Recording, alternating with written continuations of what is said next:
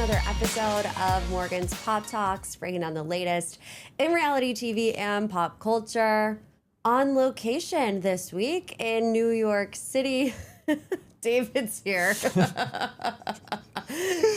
and I don't know why, but I'm just here. We've gone back and forth because I'm going to do the pop three, but my thoughts are like a little bit all over the place today. Obviously, we've been to New York. I'm out of my regular routine. I'm not caught up on any of the shows that I'm supposed to be caught up on, but we came to New York to do the red carpet for the Real Housewives Ultimate Girls Trip Roaring 20th. That happened on Tuesday.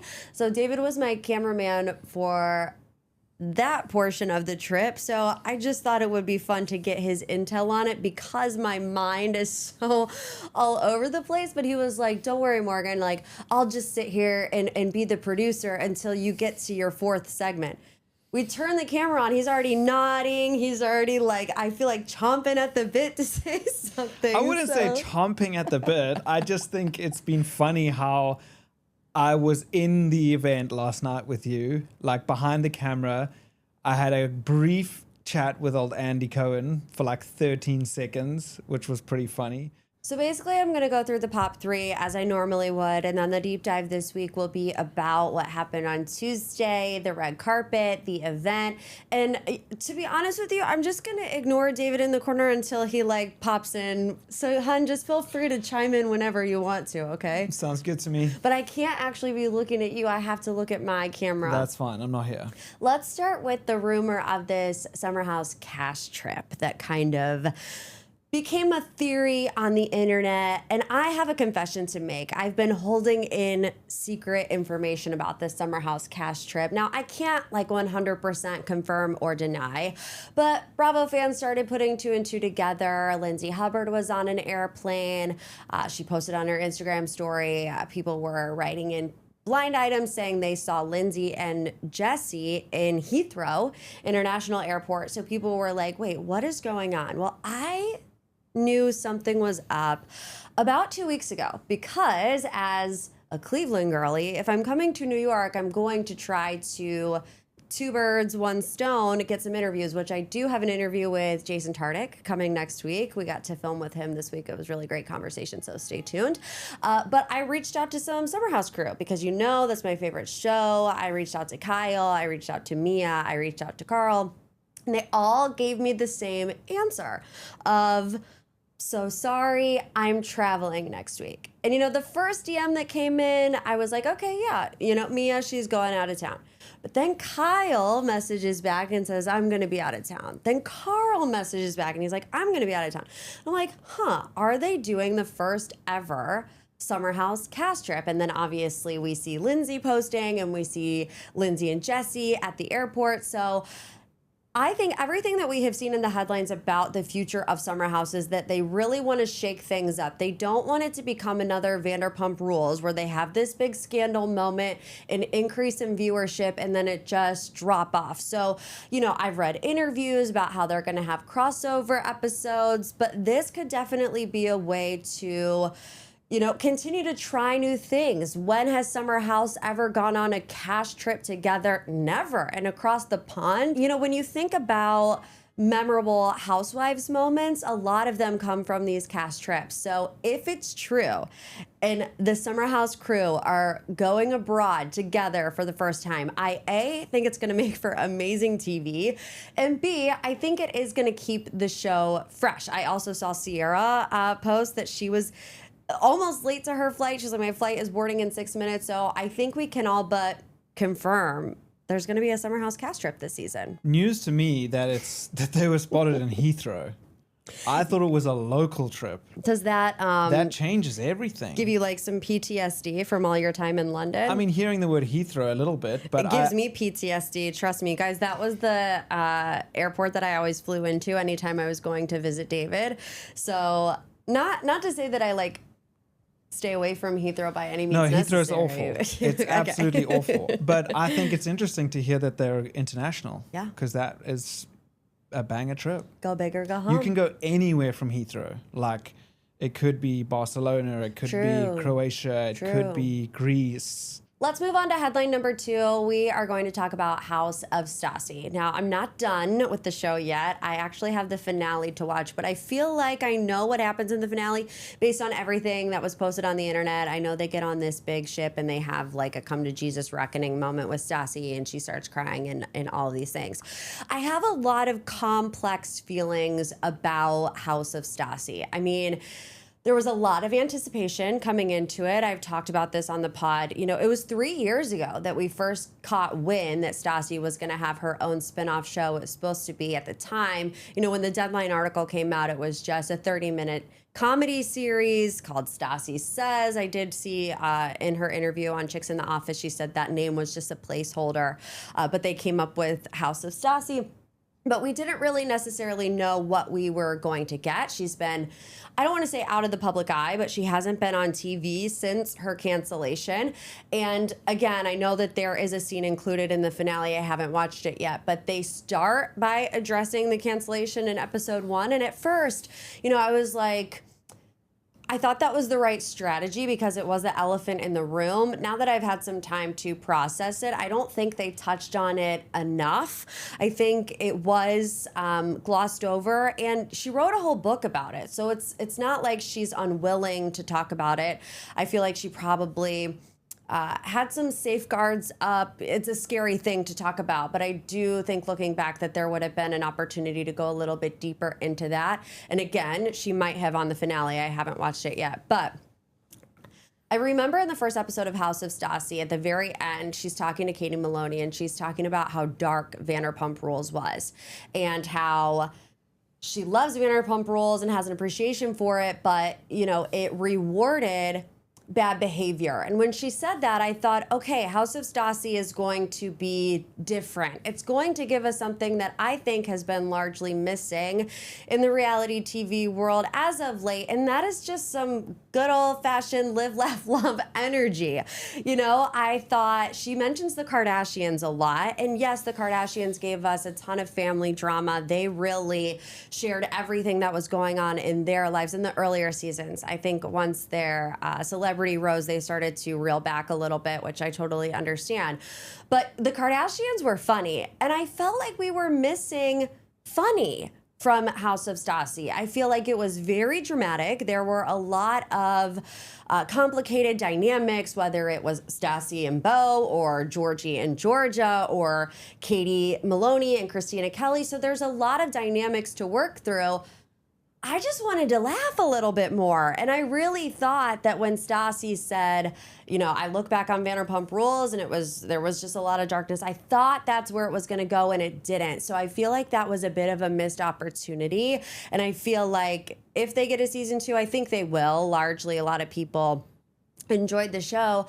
I would love to see them lean into that a little bit more. I know you have to make a show at the end of the day, and drama drives the ratings, but I also think, you know, vulnerability drives ratings, authenticity drives ratings, and being able to see somebody as someone that you could be friends with also makes you feel connected to these people, you know, in a larger way. I think personally that the MVP of House of Stassi this season was Katie Maloney, which is kind of crazy when you consider what the castmates were saying about her at the beginning. Especially, nobody was really happy that Katie was there. Taylor Strecker wasn't happy about it. Christina Kelly wasn't happy about it.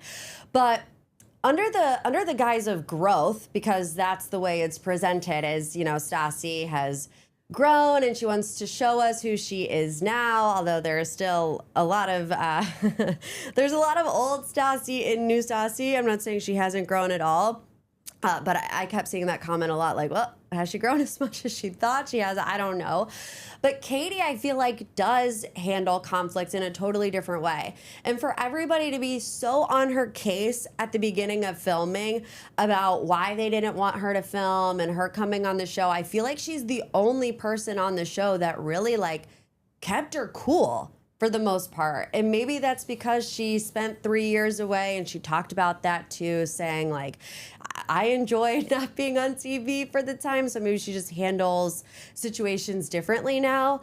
But for how hard they were coming at her at the beginning of the season for being the dramatic one or the mean one or whatever label they wanted to throw at her, I didn't see that Katie Maloney on House of Stassi. Do you have some takes on House of Stassi? Well, you don't have to if you don't want to. Every time it's on, I have so much to say. So it would be remiss if I didn't say something. If I hear and see one more violin zoom on House of Stassi, I'm going to lose it. That's his takeaway from My the season. takeaway from it is, and it's in line with what you're saying about seeing more like funny side and lightheartedness. Everything is dun, dun, dun, dun, dun, dun, dun. Camera zooms in on Stassi's face, and then you hear like a violin. If you were watching it without video and just sound, you would think you were watching like a thriller.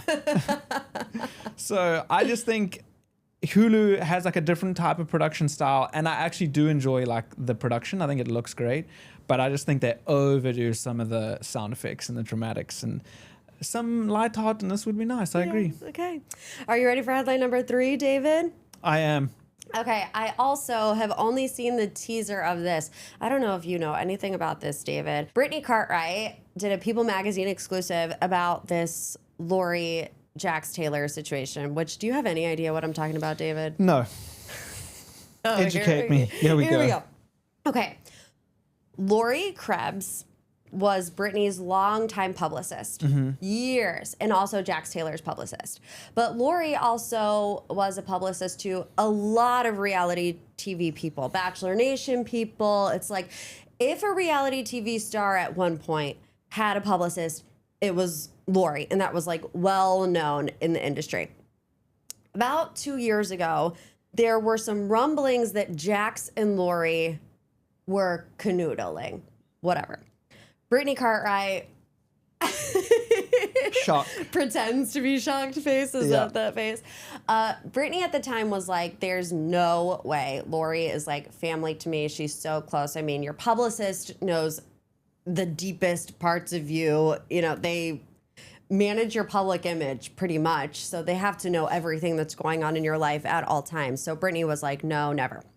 Well, recently, Jax and Lori were photographed in a pool together looking very cozy. And as of late, Jax Taylor is writing in Instagram comment sections that he's taken. So he seemingly is now with Lori, and Brittany is speaking out for the first time. So she did a People magazine exclusive, and this is just the teaser. She said, I never wish bad for anybody, but they have to be absolutely miserable, and I hope they are. Brittany says she feels like she was taken advantage of by both Jax and Lori, and it's sick. She says a narcissist doesn't have feelings, and then she says, my honest opinion is that my ex needs a mommy. Then she says, I've never seen another publicist want to be the center of attention like she did. And that was just the teaser. And what's interesting about this is the People exclusive was very dramatic. It looked like the beginning of a crime scene documentary, you know, where they walk into the room and the music is like low and they sit down in the chair and they're like ready. So it's Jax and the girl Lori. in this interview. No, Brittany. Oh, got you. Like Brittany is speaking out Oh, about the got you, situation got for you. the first time. And there's like the deep music and The she walks in, violin. the heels clicking on the floor. Oh, classic. It's so dramatic. I'm like, yes. Is it dramatic? Of course. It doesn't need to be a true crime documentary. Could it have been black background, white text? Probably. Actually, I think she did at Or one maybe point. a white background, black text. She did at one point do black background, white text, where she was like, I'll speak my truth eventually. But what I find interesting about this People exclusive and the way that it's been presented or marketed is, and we talked about this, I think, on the Patreon last week, was we initially heard that the Valley cameras had picked back up to record the cast reaction to this because everyone knew Lori. Lala, Tom Schwartz, everybody in Brittany and Jax's life knew Lori, Janet, whoever else you want to put in that category. And they were like, yes, it's going to be in the Valley. And then it just wasn't. So I was like, was it just like a nothing burger? You know, did they film it and they were like, okay, this doesn't fit in with what's been going on in the season? Did they not want to talk about Jax because technically he's not on the show anymore? So this almost felt like, I hate to say it, but like a plan B. You know what I mean? Plan A was to talk about it on The Valley and to have it air on Bravo. Right. And because it didn't, now we're doing this sit-down interview however many weeks later. Yeah. I just find it interesting how the PR rep has become the PR. True. Okay, before we get into the premiere party, I would normally do this as final thoughts, but let's just do it at the top. Do you know what I'm going to say? Because you've been on the journey with me. I don't know what you're going to say. That's why I have fallen off the Big Brother train. Oh, right. I'm so disappointed about it as well because the amount of engagement that I get from my Big Brother watchers and followers, it's so intense in a good way. Yeah, that shout out to the Big Brother fan base. I'm like, what? I feel left out. You know, at the beginning of the season, I was like, it's all over my feed. It's everywhere. I have to be in the know. This is my job. Hello, I'm missing out on what is a big pop culture moment. I don't get it. I don't get the appeal. And I know you guys are in the comment section. You're in the DMs telling me this season is not it. Like, what would an it season be? You know what I mean? Multiple smaller alliances and not two giant ones. Right. And the one is dominating, like you said. And I think anytime you bring in reality TV celebrities, Devins and Dee, they automatically have an unfair advantage because the power dynamic. Yeah. You can't tell me that if you and I weren't playing Big Brother and as avid Survivor fans, we see Rick Devins walk in and Dee, that we wouldn't immediately want to be in an alliance with them, working with them. It's just human nature to want to be, you know, close to these people that you've already watched on TV before. So I feel like, and I don't even know, like, how are you supposed to root for someone to win? At what point in the show are you like, okay, I want this person to win?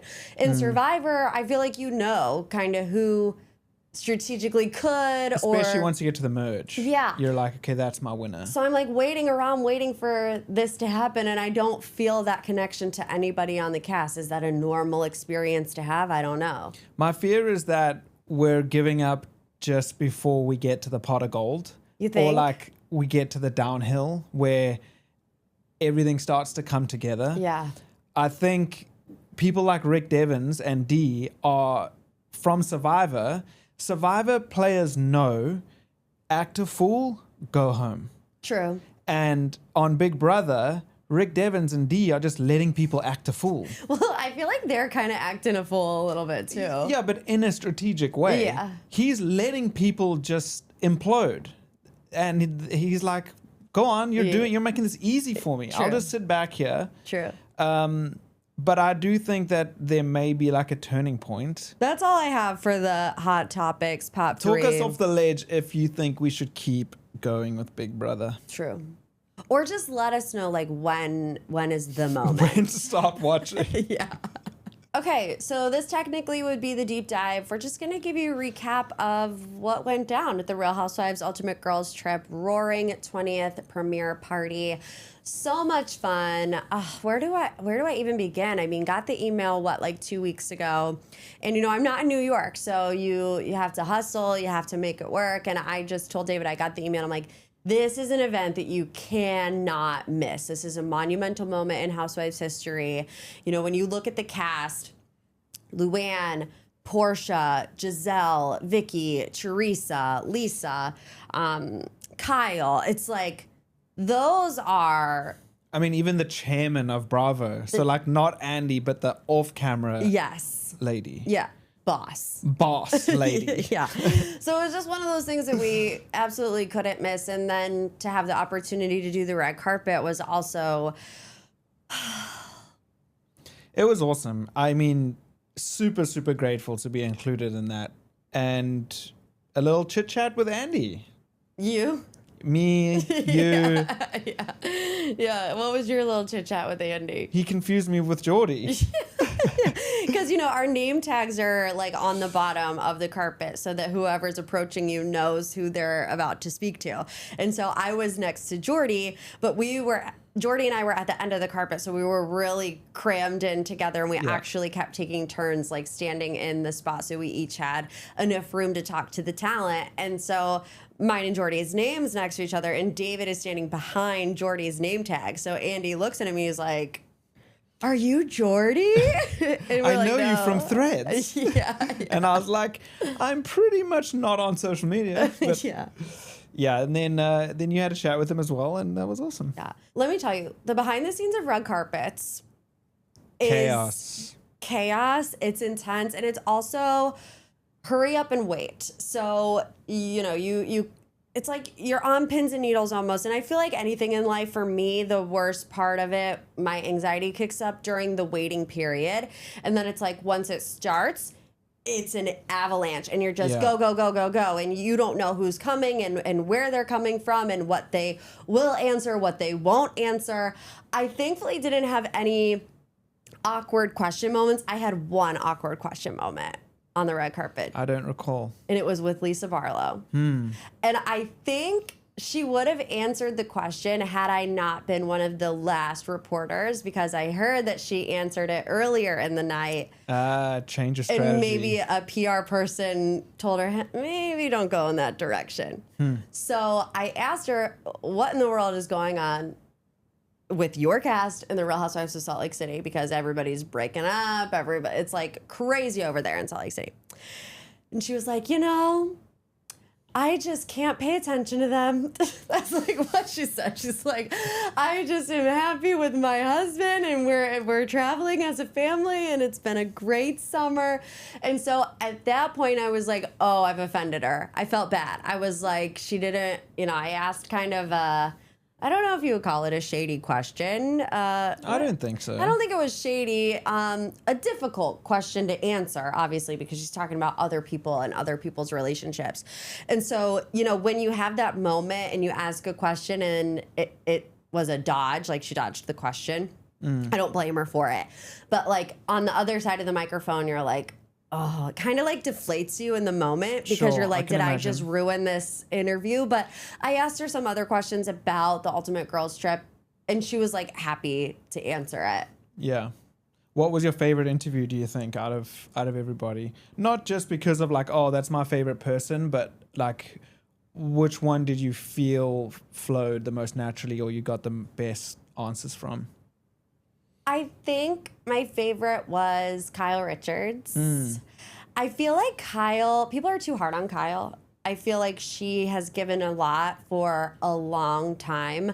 When you think of Real Housewives, you think of Kyle Richards. And I know that she gets her flowers, but I think she deserves more. And I feel like almost people view her as an easy target because she has been on the show for so long, and people are like, well, you don't share as much now as you did then, and whatever. But I also think that through like ebbs and flows and seasons of life, you're allowed to do that. You know what I mean? Like, I just think she's given a lot. And like, how many opportunities would I have to interview somebody like Kyle Richards face to face? It's like, for me, probably a once in a lifetime opportunity. And not to mention, you know, everyone is always telling me in the comment section, you look like Kyle, you look like Kyle. So I was able to get her opinion on that. Yeah. And she was like, yeah, I was walking up to you like, is that my daughter? Like, she was like, we do. I can see the similarities. And you don't say that in like a vain way. No. You literally get comments saying like, you look related to Kyle. Yeah. Because you have the same look, you're similar heights, you both have the exact same color hair naturally. Yeah. And you were both wearing it the same last night. Yeah. So as you were like getting into your question about that, I literally saw her giving you like the up down, and I was like, I was gonna say that before you said that, but I was gonna ask, is that your first on the record conversation with her? Yes. I've only met Kyle Richards one other time in person, and that was at BravoCon 3 years ago in the back hallway. Photo. Yeah, it was just like a passing moment at the end of BravoCon.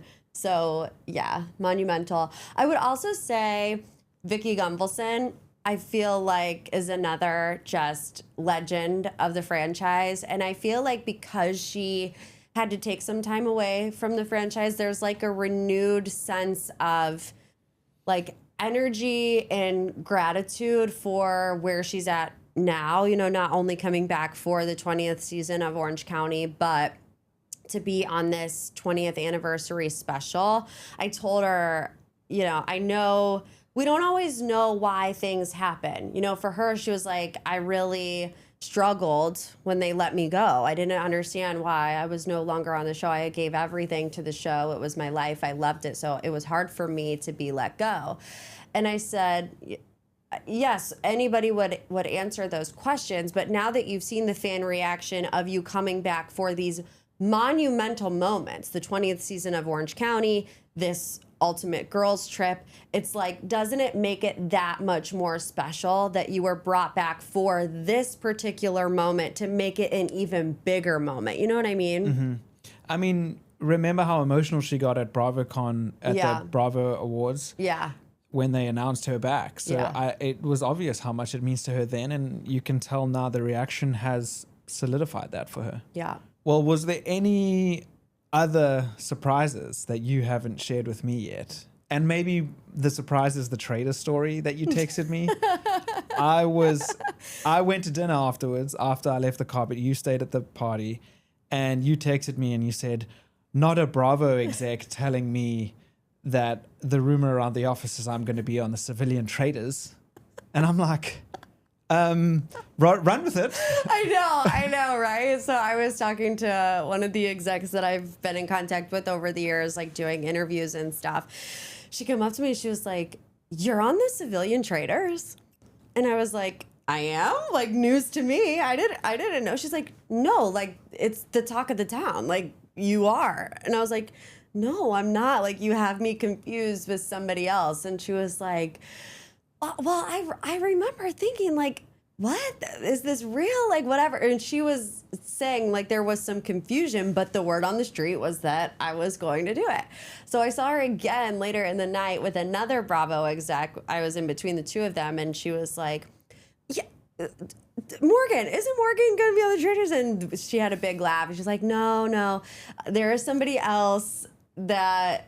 There is another Morgan on the show, but I guess people just like weren't putting two and two together, and I think that information is out now, so you're not breaking. It was leaked, I guess. A Morgan. They told me last night. They were like, yeah, it doesn't matter because it was leaked. I didn't know that actually, but I was like, but hey guys, if we want to make it happen, like let's make it happen. I told him, I said it would be a dream of mine to do a show like The Traitors. I said I didn't apply because I didn't think I would ever get chosen because I'm a media personnel. You know, my radio legalistic background is like, if you're in one lane, you stay in one lane. You don't ever get any other opportunities because, you know, you stay in your lane or whatever. So maybe that was a planting of the seed moment that I might just someday apply for season 2 and see what happens. Be on the civilian version of The Traitors. I mean, other than that, just seeing, you know, all my content creator friends is always the best time. We have such a nice little fun group of friends that we have made through this. And I